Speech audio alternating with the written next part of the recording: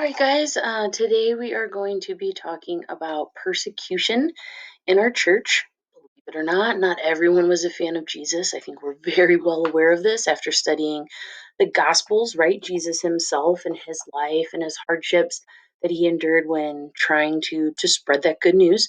And then even after that, when we study the Acts of the Apostles and the letters and the epistles and even Revelations, right? How there was so much backlash from this pagan world that when it came to spreading the good news of one God, right, of monotheism, um, it was a foreign concept, okay, and it got a lot of backlash. So we're going to really focus on two groups today. One is from actually within that community that Jesus and the apostles were part of, right, the Jewish community. And then the other group is the Romans, probably the one that we are more aware of when it comes to when we think of persecution, right? Okay, so the a time of Nero and Domitian and Diocletian and these emperors who targeted Christians and put them to death. So, like I said, of these two groups, the first group that we're going to talk about are the Jewish groups at the time of Jesus. One thing that I want to make very clear: most Jewish individuals could really have cared less about any of this stuff. Really, when it came to the Jewish community, really people kind of fell into two categories. The majority, I should say, the majority fell into two categories. One was those individuals who had accepted Jesus as the Messiah, right? So you've got obviously Jesus, his family, right? His mother, his stepfather, Joseph. You also have the apostles, right? All of these people were Jewish, okay? Mary Magdalene, all of them. They would have never considered themselves Christians. They would have never considered themselves Catholics, definitely not Catholics. So when it came to their faith, they were Jewish. They were waiting for the Messiah. The Messiah had came, so their faith was just purely continuing. That's all. It's very similar to us as we wait for Jesus to come again the second time. When Jesus comes again the second time, now I'm going to put the whole apocalyptic rapture revelations kind of on the table or on the shelf for right now. But when it comes to that, it's not that when Jesus comes again, we're going to change religions, right? We're still baptized in the Catholic faith. So same with Jews, right? They were waiting for the Messiah. The Messiah came again. That's it. The other group of Jewish individuals, like I kind of mentioned earlier, they just didn't care. Life during this time was hard, right? Like we think that we live in a hard time, especially with everything that's going in our world right now, and we do. Okay, this is extraordinary in many ways. At the same time, they were going through hardships of a different nature, right? Pure survival when it came to food, putting food on the table. They had to harvest their own food in many cases. Most were farmers. And with that, most were not just poor, but that next level of poor. So when it came to political issues, which this inevitably becomes, when it came to religious issues, that was just too much for them to handle. And their focus went towards survival rather than all these other aspects of life. That's the majority, right? You've got those who accepted Jesus, those who didn't and didn't care. Then you have a very, very small group of individuals, and they kind of get divided into four groups that took issue with Jesus. Some took very extreme issues with Jesus and his message and his apostles, and some kind of just really debated his theological approach to Judaism, right? Because in their mind, this was Judaism. In our mind, the beginning of our church, it was Judaism. So, of these four groups, the first one we were very familiar with, and these are Pharisees. Now, the reason I bring these guys up first is not even within each of these groups was every single person against Jesus. And we talked about Joseph of Arimathea, the Pharisee who claims Jesus' body after his crucifixion and gives him a royal burial. Now, if you're against Jesus, you're not giving him a royal burial. Now, this Pharisee member did. So, again, not all Pharisees were against Jesus. We also talked about Nicodemus when we studied the Gospel of John. Nicodemus, really struggling with his faith, wants to understand Jesus, goes and talks to Jesus. Eventually, we know he turns it around. He becomes a follower of Jesus. He still would have considered himself a member of the Pharisee group.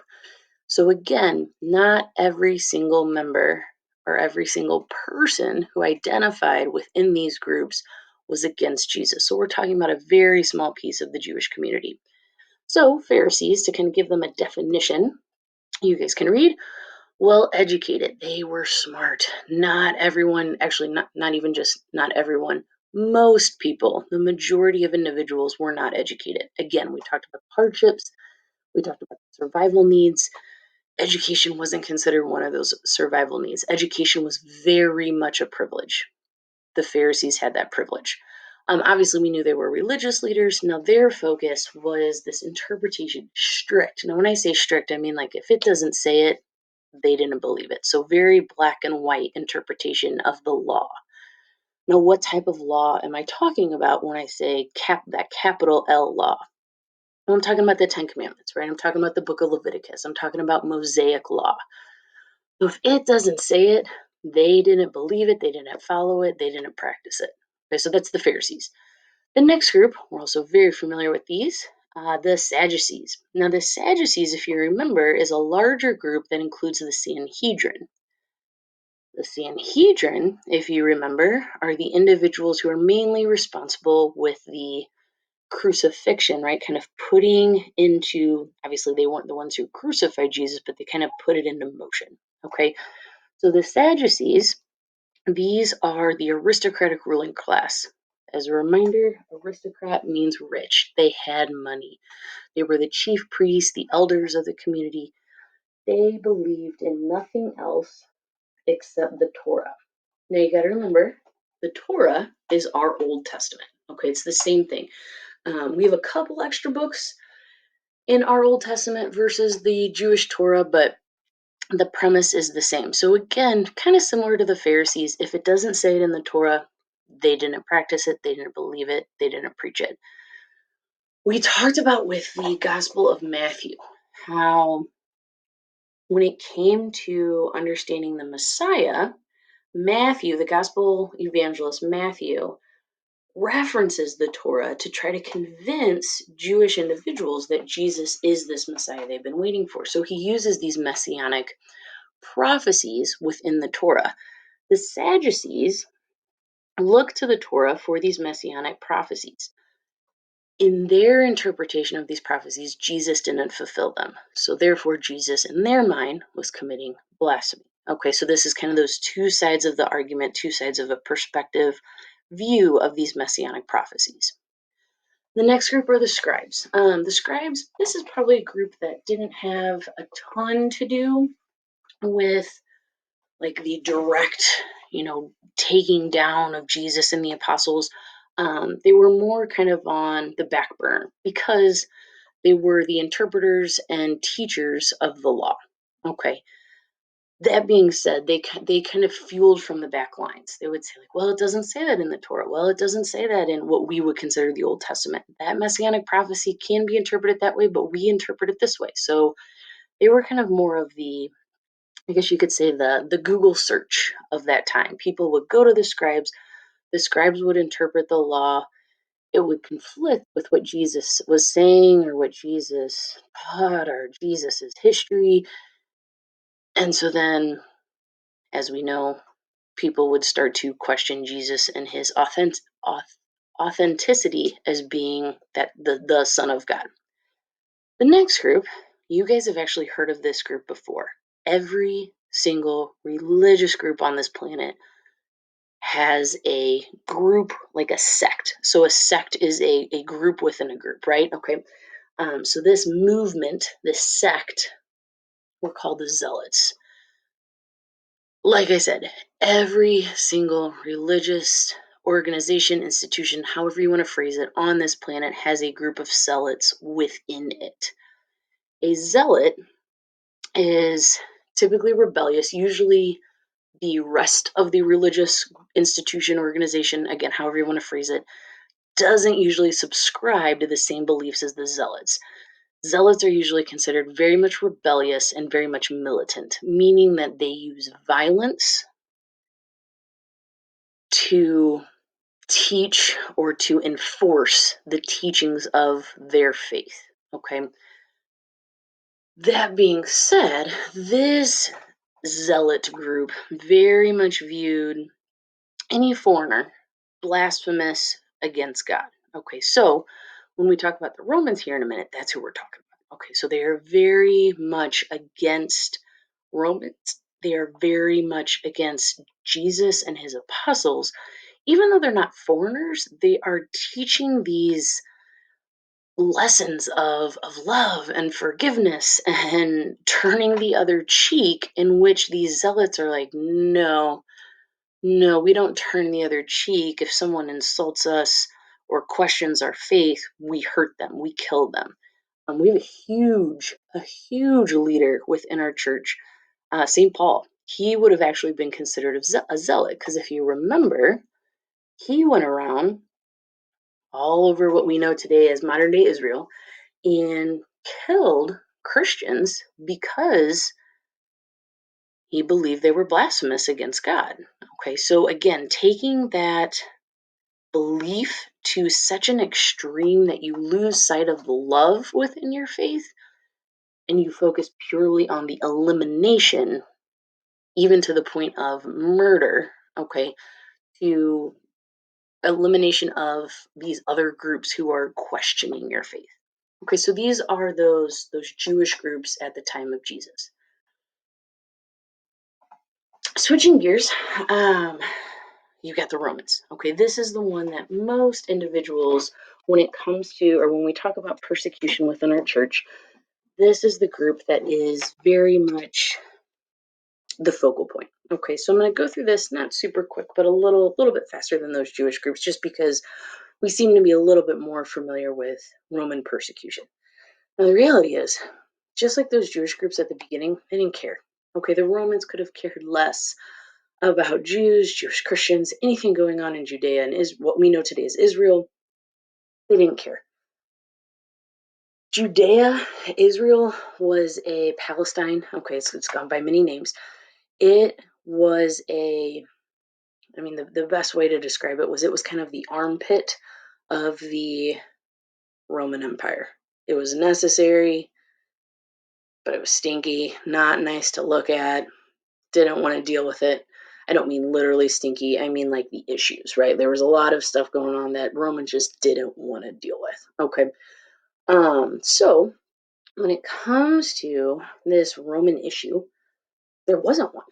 As long as there were no huge rebellions or overthrowing of the Roman government, even when it came to this new faith that was arising, the Romans didn't care. It wasn't until the apostles started to spread the good news, and once it started to infiltrate the rest of the empire, then they started running into some issues. The big thing is obviously Christians' belief, our belief, right? One God, comes in a direct conflict with the purpose of an emperor. You can't worship an emperor and worship our one true God. You just can't. Okay, that's considered, or well, that is breaking the first commandment. Okay.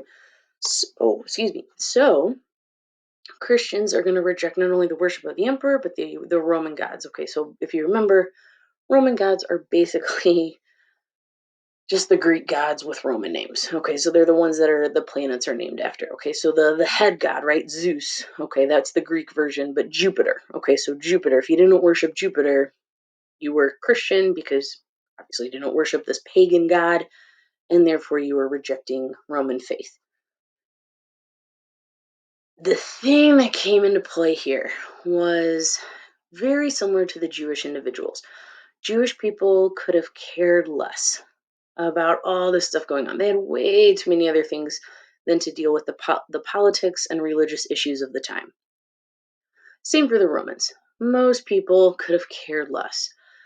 So, the way that the Roman officials, the people who did care about this, the way that they got the everyday Roman, right, Joe Schmo Roman, to care and dislike, even to the point of turning in and killing these Christians, was they accused them for the gods' unhappiness.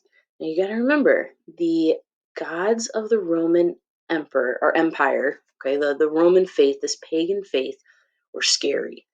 So, if there was a plague, if there was an invasion, right? The Franks invaded from the north, or there was an earthquake of some sort, they didn't have the scientific knowledge that we have today to explain why this was happening. And so they attribute it to the god's anger, right? This anger and wrath being bestowed on the Romans. Well, why were they angry? Why were they wrathful? Well, that's because their Christian neighbors weren't making sacrifices to them. Obviously, we know this isn't true. Okay, we know why there were invasions. We know why there are earthquakes. I think right now, especially with what we're going on now with this pandemic, we know why there are plagues, right? Where there are vast illnesses. So, this naiveness of society put it on the Roman gods, in turn, put the blame on the Christians for not worshiping those Roman gods. Okay, there were three in particular that I want to talk about real quick. You're very familiar with two of them because we've actually already talked about them. And then the other one will probably be an introduction to some you might remember from your history class. So Nero, okay, Nero, look at those. Got some pretty sweet, what do you call those? Like sideburns, kind of a chin strap of a beard. Really attractive guy. I'm obviously being sarcastic here. But anyway, so Nero, who was a Roman emperor, on July 19th, 64 AD, he is going to set Rome on fire. Okay, obviously he's not the one who lit the match, but he's the one that orders that it happen. All right. The reason he wants to rebuild the city, psychological scholars, then that's actually a true field, right? People who study the minds of historical figures, they have now deduced that Nero probably suffered from some sort of mental disorder that caused him to think this was a good idea. Okay, whether that was multiple personalities, bipolar, schizophrenia, whatever it was the severe version of. In which case, his mind had told him, I want a new city. I'm going to set the city on fire. Everyone will be happy because I'm going to build them a new city. Well, obviously, that's not the case. Okay, so most Romans are incredibly unhappy when they wake up in a city of smoke, right? Not only their homes, but their businesses and their town, their livelihood, their livestock, all of this is up in flames. And it's not like they have a fire department. It's not like they have, hydration systems, in which case they can just plug it in and turn on a hose and start spraying this down. And so when it caught on fire, it spread very quickly. And so Rome was inevitably destroyed. Okay. People weren't happy. Again, the everyday Roman was now incredibly upset and angry and wanting answers. Well, Nero, catching the vibe of the community, didn't want to take blame and be like, oh guys, it was me, don't worry, I'm gonna rebuild the city. Instead, what he does is he places the blame on the Christians. Okay, and by placing this blame on the Christians, now you have a pagan, a Roman pagan, who's next door neighbors with a Christian, just an everyday Christian. They were getting along just fine, maybe not even interacting in any way, but just kind of coexisting. But now the emperor and the senators and those in charge are saying that that next door neighbor, that Christian neighbor, is the reason why your house burnt down, or why your family is dead, or why your business is burnt down, or why you have no means anymore to make money to provide for your family. Well, that's going to turn the anger now it's going to turn the anger from just regular everyday Christians to regular everyday Romans to everyday Christians. Okay. Now, there's two notable deaths that happen under Nero. These two deaths are Peter and Paul. Now, if you remember, these are kind of the head apostles. If you also remember, if you look at those dates, 64 AD for Peter and 67 AD for Paul, that is also when the first gospel, right? That gospel of Mark is believed to have been written. Remember, the apostles thought they had time. They thought that they had time to get the word out. They wanted to get it out quickly, but they thought they had time to get the word out before Jesus came again. And they also didn't see a point in writing it down because Jesus was going to come again, and they thought it was going to happen during their lifetime. Now we've got the two head apostles gone. Okay, they're dead. So those first-hand account stories are also gone with them. So the apostles write down this word of God. Okay, so in one if any positive was going to come out of this, is the written word of God. Okay, so of all of this destruction, we do start to see God's word being written down so that we, multiple generations later, can read it, study it, and become closer to God. The other guy, Domitian. Now, we talked about Domitian before when it came to the book of Revelations. Okay, so Domitian is his kind of claim to fame when it came to Christian persecution was he targeted atheists. Now, when we think of the word atheist, we think of someone who does not believe in any form of a deity or higher power and therefore doesn't worship or honor or anything that deity or higher power. Okay. Domitian had a different definition. His definition was anyone who didn't worship him as God. So, Christians would have fallen underneath this category of atheists because they didn't worship him as God. Like I said, our definition is the denial of any God's existence. Okay, so he is going to punish the Christians kind of in two ways, and really one way led to the next. He's going to impart a special tax. Now, we've mentioned this before a couple times in this presentation. People were poor. They could barely afford the taxes that they were being forced upon as is. They could barely afford to live as is. And now there's this extra tax just for being Christian. If you couldn't pay it, you were put to death. Well, a lot of Christians are going to be put to death under Domitian because they can't pay that tax. So again, one punishment is leading to the next. And the last guy, Diocletian. So Diocletian, we haven't really talked about him before. He might have come up in some of your history classes. There's kind of two parts to Diocletian. Excuse me. So he comes to the throne in 284. So we're fast forwarding quite some time here, and he's actually going to divide the Roman Empire into dioceses. Now this word should sound familiar because the Christian Church is going to adopt this kind of organizational structure, and that's why we in St. Louis live in the Archdiocese of St. Louis, right? You've got Springfield Cape Girardeau is the Diocese of Springfield Cape Girardeau. It's not the Diocese of the state of Missouri. We're divided into more sections than political states or countries, right? Like it's also not the Diocese of the United States. Okay, so the Christian Church, the Roman Catholic Church is going to adopt this system. It's actually named after Diocletian, which is interesting because, if you saw earlier, he is responsible for this time period known as the Great Persecution. Okay, so I'm going to pull up a bunch of things that he did. Okay, obviously he's going to reinstate emperor worship. He's going to take our property. He's going to destroy churches and sacred books. When we talk about how we don't have the originals or even the copies of the originals, this is really the time period that a lot of scholars believe those originals were destroyed, and that's why we only have copies of what's left. He banishes Christians to hard labor. He subjects them to just a variety of hosts of torture, really just what Diocletian was ever up to. And then lastly, obviously, that death penalty. Okay, so when it comes to Roman persecution, it's intense and it is deadly. It's very, very deadly. When it comes to Jewish persecution, it wasn't so much deadly as it was a theological debate. So there was more of a theological aspect when it came to these very specific individuals within these very specific Jewish groups targeting Christians versus the Romans who just targeted everybody who didn't believe in them, right? Okay, so in the Roman gods or in the emperor, and putting them to death, right? Every single one of these individuals we talked about, Nero, Domitian, Diocletian, the end result is death. Okay, so that's the end of this discussion on persecution when it comes to these two groups, kind of the start of our church.